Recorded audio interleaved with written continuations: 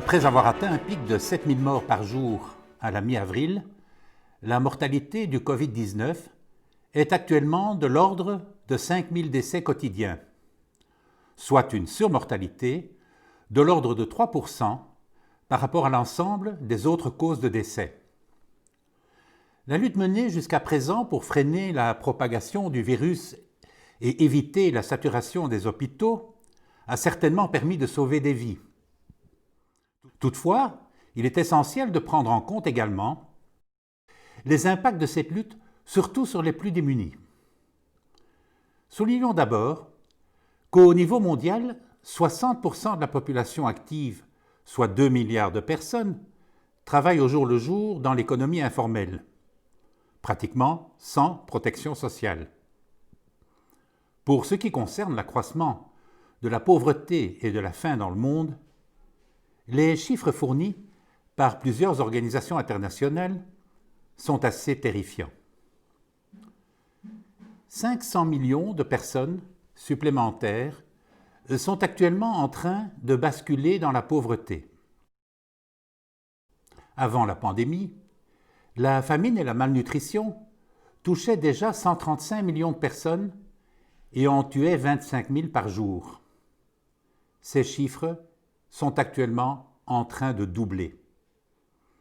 Et que dire de l'arrêt de la plupart des campagnes de vaccination contre la polio, la diphtérie, la rougeole et autres maladies mortelles. Plus de 100 millions d'enfants pourraient ne pas être vaccinés cette année. Enfin, n'oublions pas tous ceux qui n'ont plus les moyens de s'acheter des médicaments et de payer les soins dont ils ont besoin. La lutte contre le virus tue probablement plus que le virus lui-même.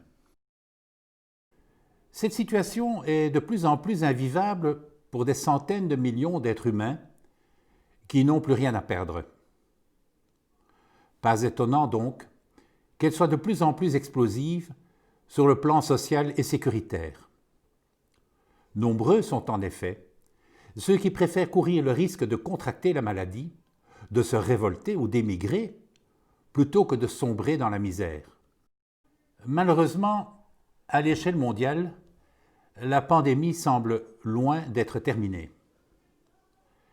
Pour faire face au danger d'une nouvelle vague épidémique, un nombre croissant de pays s'engagent actuellement dans une politique de reconfinement.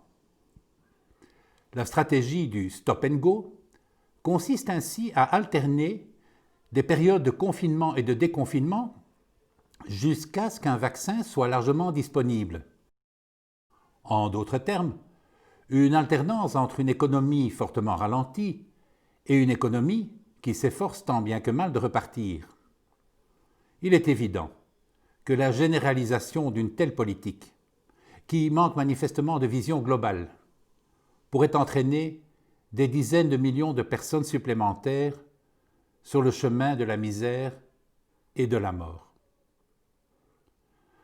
En conclusion, je pense qu'il serait préférable que l'humanité finisse par accepter de vivre avec cette maladie, tout en la combattant comme d'autres fléaux, mais sans continuer de plonger une grande partie du monde en enfer.